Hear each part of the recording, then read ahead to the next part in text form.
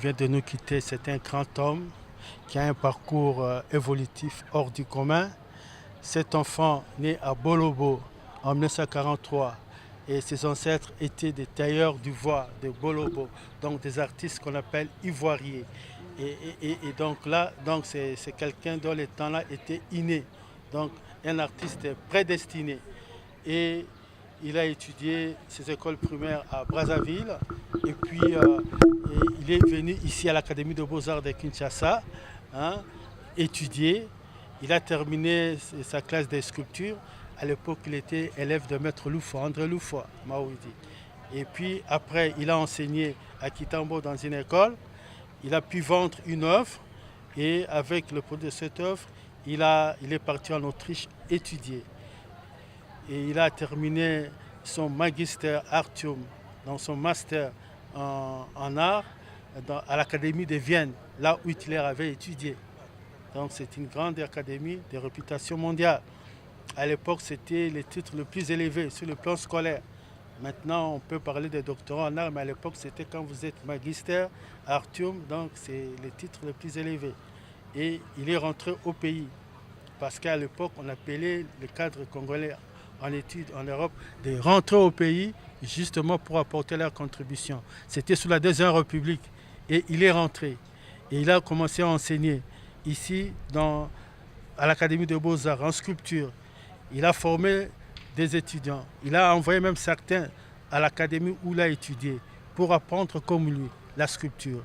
Et vite, il a gravi les échelons. Il est devenu secrétaire académique et puis plus tard directeur général de l'Académie des Beaux-Arts de Kinshasa. Sur le plan artistique, là aussi, c'était l'envol. Il a commencé à créer des œuvres en bronze. Il a introduit en fait le bronze parce qu'à l'époque, ici à l'Académie des Beaux-Arts, on faisait surtout la taille de bois. On faisait des œuvres monumentales en ciment. Quand vous parcourez le jardin en ciment, on appelle ça simili-pierre. Donc de la pierre mélangée avec du ciment. Lui, il vient, il introduit le bronze, un métal qui est noble.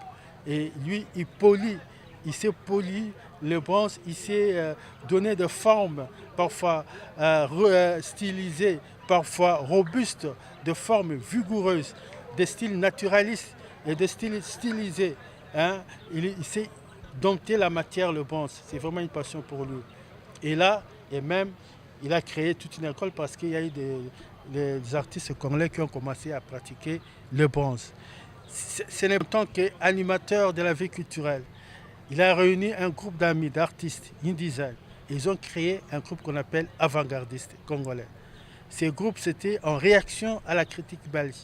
Une certaine critique belge disait que l'art congolais moderne était en retard de 50 ans. En réaction, se sentant humiliés, ils ont voulu relever les défis. Et sous le pilotage de Maître Liolo, encadré par des critiques d'art de l'époque, Célestin Badi Banganemouine, Bamba Ndombasi, ils ont créé le groupe des avant-gardistes congolais. Et là, ils ont essayé, sur le plan esthétique, de concilier et l'art nègre et l'art occidental en faisant une synthèse heureuse de cet art-là. Ça n'a pas suffi. Maître Liolo a commencé à faire des expositions en compagnie de ses amis, ici au pays, en Europe, à Maastricht, aux Pays-Bas, en Suisse, un peu partout. Il était invité en Chine pour tailler des sculptures sur place et laisser ça sur place. Il a fait. Il était même le porte-parole des artistes sculpteurs du monde entier qui travaillaient en Chine. Bien avant la Chine, à l'époque où la Yougoslavie était un pays non encore divisé, il était là et il a laissé des traces de sculptures monumentales en Yougoslavie. Un peu partout à travers le monde, il a laissé des sculptures. Et ça n'a pas suffi pour Maître Liolo. Hein. Maître Liolo, ici dans le pays, en tant que nationaliste, quand on a déboulonné les œuvres coloniales, les statues coloniales, Léopold II, Albert Ier, on a fait appel à des artistes comme Maître Liolo pour remplacer ces statues coloniales par des œuvres réalisées par les mains des artistes congolais. Il a fait le bouclier de la Révolution, des stèles à la scellée, ça existe. Il a orné le rond-point de la Victoire, Matongé, hein, les mains d'artistes. une statue commémorative en souvenir des artistes morts.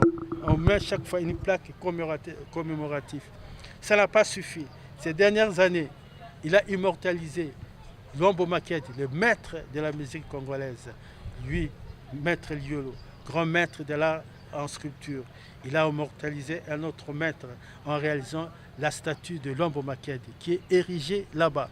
Et donc, maître Liolo a beaucoup fait pour ce pays. Au jardin de la primature, je crois le buste du Premier ministre des anciens. C'est lui, en tant que président de la CAP, Association congolaise des artistes en art plastique, sous son pilotage, avec d'autres collègues artistes, il a réalisé le buste de l'ancien Premier ministre au jardin de la primature. Voilà l'engagement de Maître Liolo pour son pays, pour défendre l'art congolais, défendre l'art africain, défendre la réputation de l'art congolais. Et donc, c'est un grand monsieur qui nous quitte et qui a laissé des traces, des empreintes. Et ici, nous sommes devant son œuvre. Une œuvre qui tranche avec ses anciennes réalisations. Parce qu'il y avait la période, je dirais, classique de Maître Liolo, avec le bronze, des statues vigoureuses, stylisées, bien polies. Mais ici, il utilise une autre matière, de la tôle de récupération. Et il essaie de les assembler. Hein? Et vous voyez même comment il a essayé de souder ces tôles. Donc c'est un autre style. Ça c'est on peut appeler ça dans l'histoire de son art, c'est l'âge tardif. Hein? L'âge qui tend vers la mort là. Et donc c'est vraiment une œuvre testamentaire. Et là, il entre dans le style contemporain de l'art. Hein? Parce que là, Liolo, il était artiste académique, les formes qu'il a étudiées à l'académie, mais après, il a essayé de faire une petite révolution vis-à-vis de l'académisme en conciliant la tradition africaine et la manière de travailler de l'Occident. Et là, il est dans la contemporanéité de l'art en faisant des assemblages de l'art de récupération. Merci. Personnellement, vous, qu'est-ce que vous retenez de lui? Je retiens de lui qu'il était un homme d'une générosité de cœur, un homme qui était solidaire avec les autres, qui partageait ses moments de réflexion avec les autres groupes. J'ai été associé à plusieurs moments de ces réflexions. Quand j'étais président de l'AICA, Association internationale des critiques d'art section RD Congo, ensemble, nous avons organisé tout un colloque pour répondre à certaines critiques belges qui voulaient humilier l'art congolais. Et ensemble, nous avons réfléchi, nous avons fait une très grande réflexion et cette réflexion a été diffusée à travers le monde entier et ça a été une très bonne réplique vis-à-vis de ces critiques acerbes vis-à-vis de l'art congolais. Donc sur le plan de la réflexion, c'est quelqu'un qui aime réfléchir, qui milite, qui s'engage pour le combat, pour défendre l'art de son pays. Et c'est quelqu'un qui était ouvert au monde de la presse. À l'époque, avant de devenir enseignant, j'étais journaliste dans la presse. À chaque fois que je voulais l'interviewer, il était prêt à m'accueillir et il ouvrait sa documentation, ses archives. Et je crois même après moi, d'autres jeunes journalistes à qui j'ai recommandé de le voir pour des entretiens. Et il le faisait avec gaieté de cœur, avec bonté. Et donc, c'est un monsieur qui aimait l'art, qui était passionné par l'art et qui voulait partager ces moments de joie, de bonheur et de réflexion avec les amis, avec son entourage. Et donc, je garde un très beau souvenir de lui. Par moments, même, on était en contradiction, mais il ne gardait pas rancune. Mais il m'invitait chaque fois. Quand il y avait ses expositions, quand il y avait des conférences qu'il organisait, il m'a toujours invité. Et moi, en tant que critique, les critiques sont parfois très, très agressifs. Là, hein? Et parfois, je l'agressais aussi par mes mots. Hein? Mais il n'a jamais gardé rancune. Chaque fois, il m'invitait pour voir, voilà ce que j'ai fait. Il faut en parler. Et il disait aux autres qui voulaient dire, mais Charles aime bien vous critiquer, maître. Il dit, non, il faut laisser à Charles faire son travail. Il doit dire tout ce qu'il pense. Et sur ce plan-là, de la liberté d'expression, reconnaître la liberté de l'autre. Et je crois que ce sont des espaces-là, des moments inoubliables pour moi. Merci.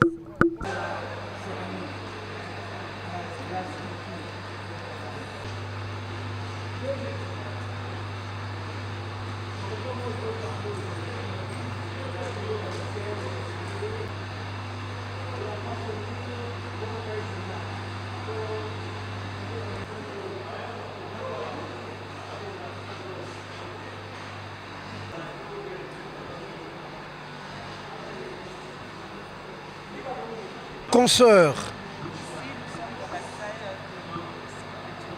à l'atelier de sculpture.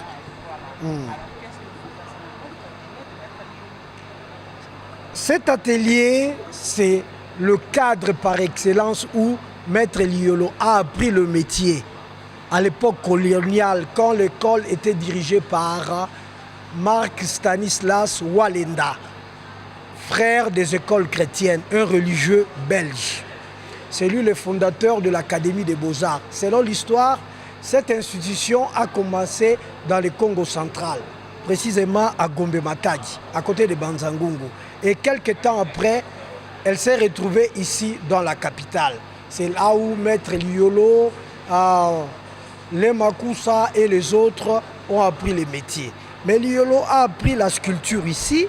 Il a formé aussi beaucoup d'artistes dans ce même atelier, même s'il avait son atelier dans sa résidence.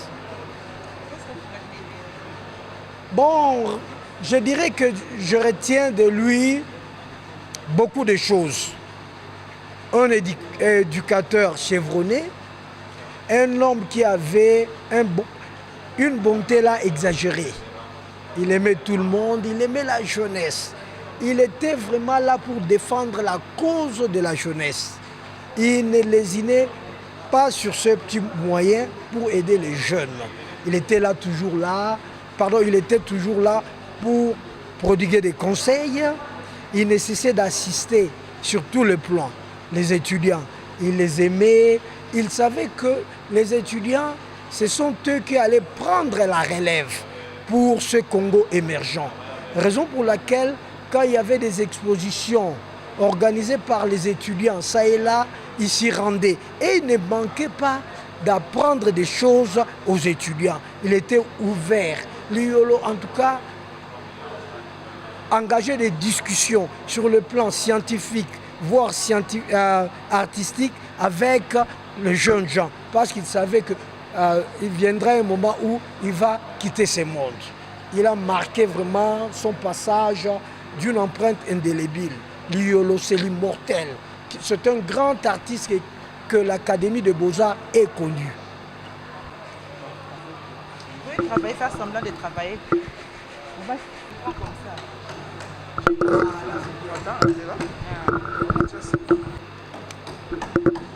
C'est bon.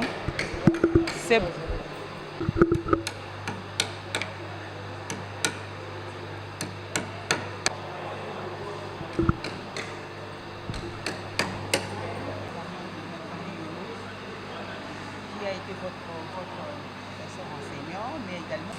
Bon, ce que je retiens de Maître Liolo est que Maître Liolo, c'était un grand artiste, un grand baobab dans le domaine de la sculpture congolaise moderne.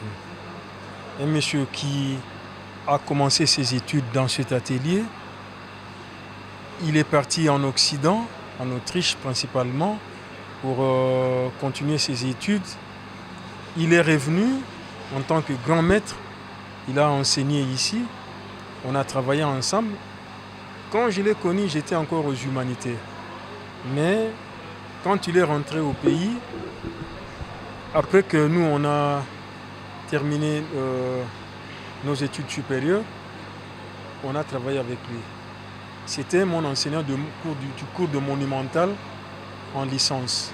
Donc ce que je retiens de lui, c'est que c'était un monsieur qui a su travailler avec les étudiants en leur accordant une certaine liberté dans la conception et dans la réalisation de leurs œuvres. Mais dans ce que lui, il a fait, il a inspiré beaucoup d'artistes et beaucoup d'étudiants. Parce que le métier de fondeur de bronze était un peu méconnu ici. Mais quand Liolo est arrivé, il a commencé à travailler avec le bronze et il a fait des grandes œuvres. Par exemple, le militant, le grand bouclier, beaucoup d'œuvres qu'on trouve à travers la ville. Par exemple, à la banque BCDC, il a laissé une grande pièce là-bas. Même en Europe, il a laissé beaucoup de travaux. Donc c'est quelqu'un qui m'a enseigné à travailler dans la dextérité. Parce qu'à voir comment il finissait ses œuvres et comment il les composait, Vraiment, c'était un monsieur qui était au-dessus de notre entendement. Lorsqu'il a célébré ses 50 ans d'atelier, il a exposé des œuvres ici, il a célébré le bronze passion, on a trouvé que c'était une autre dimension. Oui.